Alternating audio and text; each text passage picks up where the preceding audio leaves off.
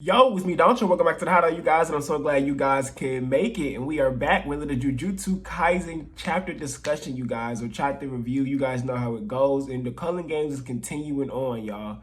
And I told you so on a few accounts. I got a few things I gotta say. I told you so. Megumi was the one that was being tricked, caught that. Amai really was helping out because he knew Yuji from the past and knew him as a good kid. Caught that. But I thought Megumi was going to see Higaruma first. I think I said I thought he was going to see him first, but we got Yuji seeing Higaruma first. And that was a really interesting conversation, actually. Yeah, that was a very interesting conversation between them, and we'll get into that. But this chapter was pretty good, pretty solid. Another break next week, so I'll be bringing some other content to you guys next week. And a quick thing before we get into the video, I want to bring up that if you guys are interested, please let me know in the comments below some things that you guys would be interested to hear me talk about in terms of lore for Jujutsu Kaisen, whether that be Tengen, the Six Eyes, the Star Plasma information, the school stuff, whatever you guys feel like you want like a video from me about Jujutsu Kaisen lore, let me know in that comment section below.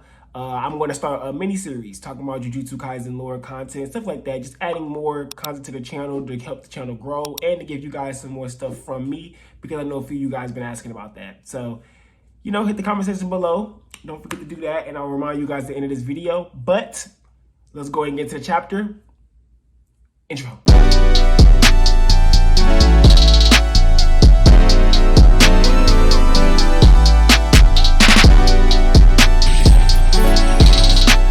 Okay, so this chapter was another build-up chapter, really pretty much getting us into some action and getting us into the smoke of some stuff about to happen here in the Culling Games. Everything went through pretty smoothly, pretty quickly, pretty like nice transitions. It was a really fast 19 chapters, right? Not 19 chapters, 19 pages. It's really fast 19 pages. And so it felt like really just a lot of setting us up for the conflicts we're going to get probably for the next 2, 3, maybe 4 chapters. So pretty much, I'm just going to go ahead from the beginning. We see that we have Amai pretty much in the past and how he knows Yuji. That was nice for us just to get that confirmation of how exactly he knows Yuji and what he's seen, you know, from Yuji in certain situations to trust Yuji to easily go and help him out so much. You know, so that was basically Amai being a little punk and dodging, being bullied. Then Yuji comes and beats up the people who were bullying somebody else. So that's something Megumi and Yuji have in common. They're not fans of, you know, I guess delinquents when they were younger. They wanted to get some delinquents taken out. You know what I'm saying? So that's a pretty funny thing to know. But aside from that, it was just really cool just to get that background, like I said. And so seeing what's going on presently, we have, you know, Amai pretty much taking Yuji to Higaruma and just explaining, like, you know, this is where he's at, you know, this situation going on. And then we have that, you know, Gege's doing that thing where we get the switches in between seeing each other's perspectives. So we see Megumi basically was saying to Remi, instead of going to Ikeburo, which is like, okay, that's where Yuji's going to be at. So he says, I believe, some of the text bubbles kind of confused me, but I believe it was Megumi saying, let's not go through Ikeburo and go to Shinjuku. To get to Shinjuku, let's go straight to Shinjuku. Because Megumi already said Ikeburo was a populated area. I'm pretty sure players would be there for supplies. So Megumi already kind of has like a good inkling of how the game is going off of his natural instincts, it seems like. So it's really just cool seeing that from him. And maybe that's why Gege purposefully moved him away from Higaruma, because maybe Megumi would have had the right words, or maybe Megumi would have known what to say in negotiation wise, because it seems when we talk more about the Higaruma and Yuji conversation, some of the conversation may have gone over Yuji's head a little bit to certain degrees, where someone like Megumi probably was going to understand what he was saying and probably been able to persuade and bring up certain things and, you know, in a more suave, finesse way, because, you know, Yuji should have said he was being bold, but let's not jump too far ahead of ourselves. But we have Megumi pretty much saying that, and then Remi's like, yeah, I have my little base, and this is where I want to lead goes to first because I want to get some showering and stuff in. Megumi's like, okay, whatever. Then we have Amai go back once again to Amai showing Yuji, Ikeburo, and yeah, this is where Higaruma's based up at. And Yuji's like, okay, cool, I'm going to go in. And then Amai's all like, what, you sure? Like, this guy, you just going to go in there? He's like, yeah, waiting on a friend. I'm looking for a friend, so I kind of got to handle this ASAP. And he's like, well, dude beat up the propeller dude, and he's all like, oh, I beat a propeller dude too, so I'm not too worried about it. I should be all right, even though that's not a good indicator, but it's clear that was, Yuji basically just saying, hey, like, I beat up the guy too, so I'm not too worried about, having to fight him. But you don't know. We don't know Higuruma's ability. We don't know what he really does. So we don't really know if Yuji's gonna be able to handle that fight, even though he probably will be. But who knows? Higuruma might not be no punk, he might be pretty good. But continuing on, we get to Megumi and Remi again, and they go to where that dude was at that we saw last chapter. And he's all like, oh, Higaruma. But it's pretty cool because it's like it transitions right when Yuji's about to walk in. And then we have Amai thinking to himself, I should say something. Yuji, I'm sorry. And he's trying to tell Yuji something, and it gets cut off. We don't get told what Yuji was going to be told. And then it shows the dude from last chapter, making it look like maybe Yuji was the one that was tricked. And then we end up seeing, nope, it's actually Megumi and Remi there. And, she tricked him. I called it. I said it. I knew she was the one that was going to be the one taking him there. I couldn't figure out what the connection between them two were, but I knew she was tricking him. It was kind of obvious. But Megumi's face, and Remi all like, why are you looking at me with that face? She named him, but I forgot the dude's name. So-and-so was pretty strong. But Megumi's face, like, he straight up went straight, okay, yeah, I'm going to kill you, Mo. And summons calm totality. He tells her, shut up, as she's talking, and then summons calm totality. And it's like, now I'm wasting time pretty much. And so now I'm like, oh, so Megumi's finna just kill them? Or is he finna F them up and then try to get some real information on where possibly could be at? Or maybe he'll kill them and tell himself, I'll just go to the populated, where I think the populated area is, and see if I can find some people to talk to. And boom, he gonna run into Yuji and Higaruma there. It would be really crazy if Megumi caught these bodies and then met up with Yuji after the fact, and I was Gege letting us know, like, yeah, Megumi's going to be catching bodies here. That would be crazy. I wonder if Remi's actually going to die here, though. I have a feeling that Remi's not going to actually die here.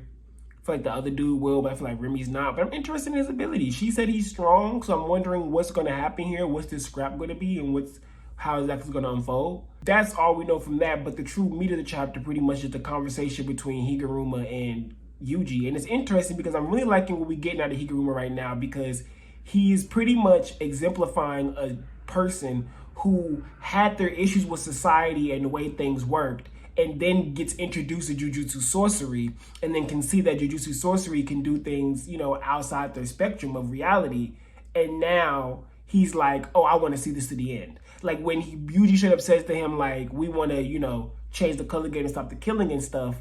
And Higuruma's all like, no, like, I'm going to be bold too and answer no, because if it's very interesting he says this. He's like, the culling game is possibilities. I see possibilities in the color game. Is a moment where he says, if the powers I've been bestowed are real. So that right there, you have to automatically put a level of inference on that. There's still a level of him assuming this may not be real. That all of this may be a fake, may be a game, right? May be a dream. Now, I'm not saying that Higaruma straight up thinks this is all fake, but when someone says, if the powers I've been bestowed are real, that means they're living, that means there's a piece of their brain, there's a veil over their brain a little bit that has them thinking, this still isn't real, like reality that I know of, so maybe this isn't real, but I'm clearly experiencing it. So he's going through the experiences, but still the part of that brain is just, having that thought. And he goes, if these are real and the culling game is real, he said he sees possibilities in it where people who do not follow certain rules are punished. So now we're seeing the full circle thought process of Higaruma and where he was before he got his abilities as a Jujutsu sorcerer, and seeing how messed up the world is, seeing the law justice system being messed up, seeing certain people get away with things while certain people who didn't do anything are being punished.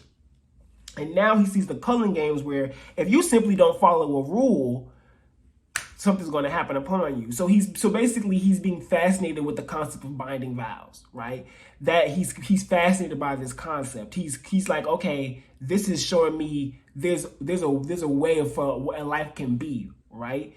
Higaruma really might just be a big giant enemy, and he might not be someone who we can use their points. You might have to kill him. Like, he might be on some wave of that nature, not sure yet, but I'm just saying, you can tell now he's so fascinated by Jujutsu sorcery and how it's given him an opportunity to be able to see a world that he can live in, not he can live in, but he believes in, a world where people who do certain things can be punished. Now he's like infatuated with that, you know? So him talking about things like, you know, now I'm in my 30s and all this is going on, I'm now living loose. You know, I'm taking a bath with clothes on. You kind of get what I'm saying? Like, you know, the type of wonky stuff that when Yuji's like, something's off with this guy, I think that's Yuji's keen sense of knowing that Higuruma's mental is kind of not there fully. Like I said, he thinks that some of this stuff could be possibly fake, but he's still in what he's in. So he's probably thinking at the end of the day, all of this could be fake and I could just kill who I want to kill anyway. You kind of get what I'm saying? So it's like this cool, like, psychological thing I think is also behind this. And now he at the end of the fight, not fight, but the conversation where Yuji's all like, all right, let me rephrase what I'm saying. You're going to let us use these 100 points.